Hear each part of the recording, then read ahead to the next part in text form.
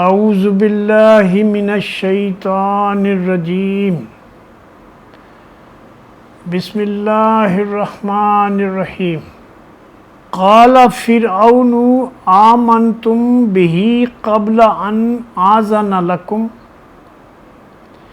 انا ھذا لمکر مکرتموہ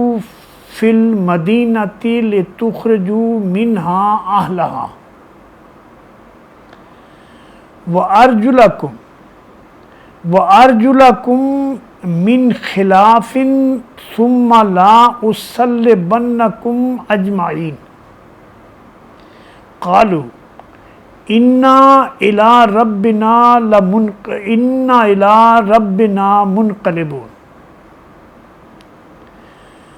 وَمَا تَنْقِمُوا مِنَّا إِلَّا أَنْ آمنا بآیات ربنا لما جاءتنا ربنا افرغ علینا صبرا وتوفنا مسلمین۔ شروع اللہ کے بابرکت نام سے جو بہت بڑا مہربان اور نہایت رحم فرمانے والا ہے۔ فرعون نے کہا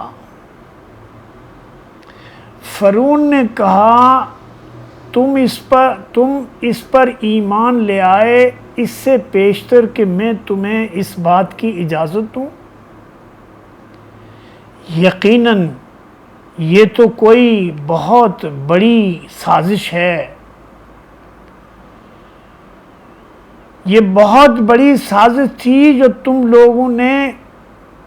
اس دارالحکومت میں دارالخلافے میں کی تاکہ اس کے مالکوں کو اقتدار سے بے دخل کر دیں۔ اچھا، تو اس کا نتیجہ اب تمہیں معلوم ہوا جاتا ہے۔ میں تمہارے ہاتھ پاؤں مخالف سمتوں سے کٹوا دوں گا اور اس کے بعد تم سب کو سولی چڑھا دوں گا۔ جادوگروں نے جواب دیا، بہرحال ہمیں پلٹنا اپنے رب ہی کی طرف ہے۔ تو جس بات پر ہم سے انتقام لینا چاہتا ہے وہ اس کے سوا کچھ نہیں کہ ہمارے رب کی نشانیاں جب ہمارے سامنے آ گئیں تو ہم نے ان کے اوپر ایمان لے آیا۔ ہم ان کے اوپر ایمان لے آئے، اے ہمارے رب ہم پر صبر کا فیضان کر اور ہمیں دنیا سے اٹھا تو اس حال میں کہ ہم تیرے فرما بردار بندے ہوں۔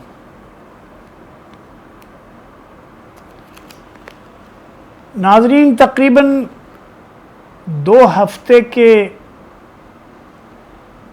وقفے سے آپ کی خدمت میں دوبارہ حاضر ہوئے ہیں۔ اس دوران میں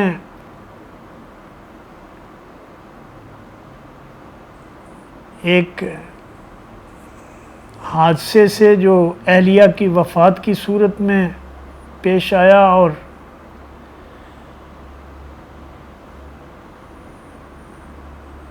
دل کے مرض کی وجہ سے آپریشن کے لیے داخل ہونا پڑا، تو یہ سلسلہ رک گیا تھا، اس لیے آج ہم نے اللہ کے فضل سے دوبارہ شروع کیا ہے۔ آخری پروگرام جو ہم نے کیا تھا وہ سورہ الاعراف کی آیت نمبر 109 سے 122 تک، اور اس کی آخری آیات میں اس طرح سے کہ جادوگروں کو جو فرعون نے سارے ملک سے جمع کیے تھے موسیٰ علیہ السلام کی نشانیاں دکھائے جانے کے بعد، جو اس کے سرداروں نے اس سے کہا کہ یہ کوئی نشانی نہیں ہے پیغمبری کی جو موسیٰ دکھا رہے ہیں، یہ تو محض جادوگری ہے۔ ان کی چھڑی اژدہا بن گئی اور ان کا ہاتھ چمک رہا ہے، تو یہ جادوگری ہے، اور یہ طاقت، یہ اس طاقت، جادو کے طاقت کے ذریعے فرعون اور اس کے جو سلطنت کے لوگ تھے، ایک صاحب اقتدار لوگوں کو اقتدار سے ہٹانے کا ایک منصوبہ ہے۔ اس نے سارے مصر سے، بعض جو روایتوں میں آتا ہے کہ 20,000 کے قریب سارے ملک سے مشہور ترین جادوگروں کو بلایا اور موسیٰ علیہ السلام کے مقابلے کے لیے ایک میدان میں جمع ہوئے، اور وہ میدان بھی ان کا کوئی نیشنل ڈے تھا، جب ساری قوم کے لوگ بڑی تعداد میں جشن مناتے تھے اور جمع ہوتے تھے۔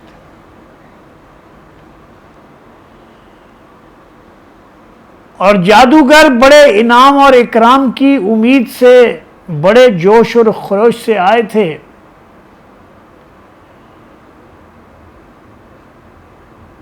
اور جب انہوں نے موسیٰ علیہ السلام سے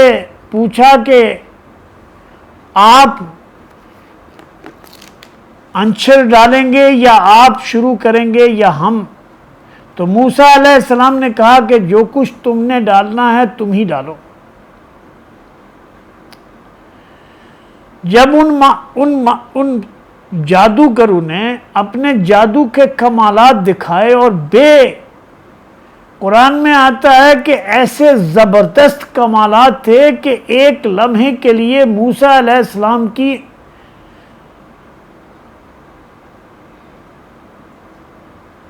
موسیٰ علیہ السلام بھی ان کے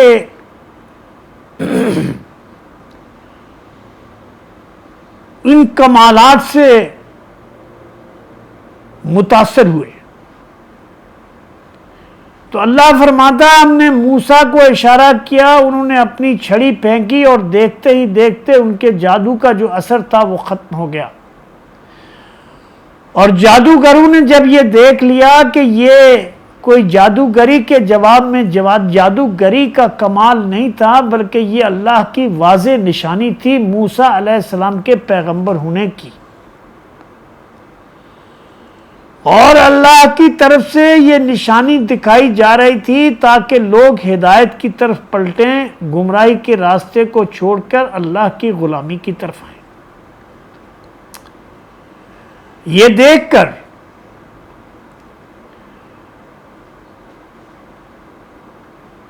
جادوگر جو ہیں وہ خود سجدے میں گر گئے اور اللہ سے معافی کے طلبگار ہونے لگے، اپنے گناہوں کی معافی مانگنے لگے اور کہنے لگے ہم ایمان لے آئے اللہ پر جو موسیٰ اور ہارون کا رب ہے۔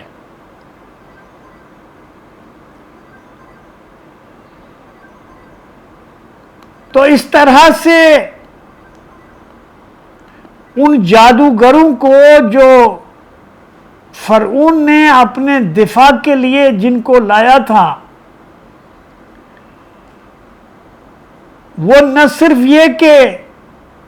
جادو کے کمالات کے ذریعے اللہ کی نشانیوں کو مٹا نہ سکے، بلکہ وہ خود اتنے متاثر ہوئے کہ ایمان لے آئے۔ فرعون اور اس کے درباری جو ہیں وہ فتح کا جشن منانے کے بجائے حیران اور پریشان اور شکست خوردہ ہو گئے،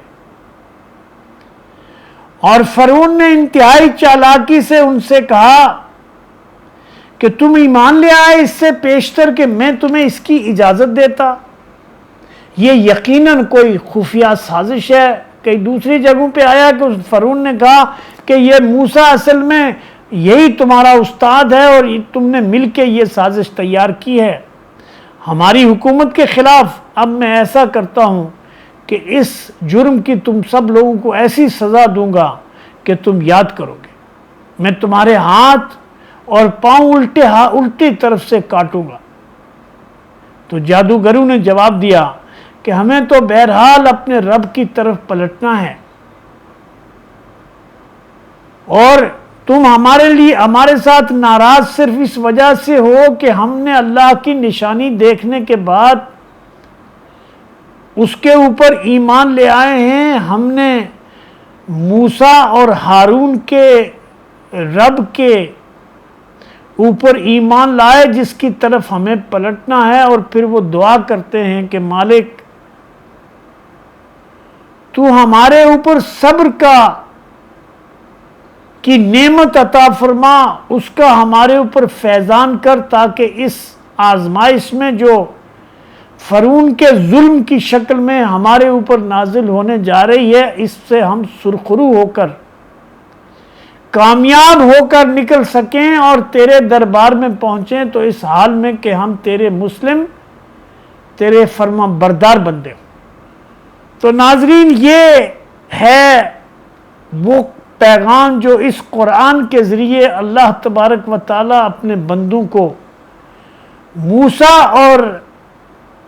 فرعون کی عیان حکومت کے درمیان ہونے والے مقابلے اور مکالمے کے واقعات کو پیش کر کے اس کے نتیجہ آپ کے سامنے رکھتا ہے اور بتاتا ہے کہ کس طرح جو اہل سلیم فطرت کے لوگ تھے انہوں نے اللہ کی نشانیاں لے کر دیکھنے کے بعد سرکشی کا رویہ اختیار کرنے کے بجائے انہوں نے فرما برداری کا راستہ اختیار کیا. اللہ کے سامنے سجدے میں جھک گئے, گر گئے, اللہ سے گڑ گڑا کر اپنے گناہوں کی معافی مانگنے لگے اور اپنی آخرت کو ان کے دل میں ایک لمحے کے اندر ساری دنیا ان کی بدل گئی کہ ان کو دنیا کی بجائے جو فرعون سے انعام اور اکرام کی خواہش کے بجائے آخرت میں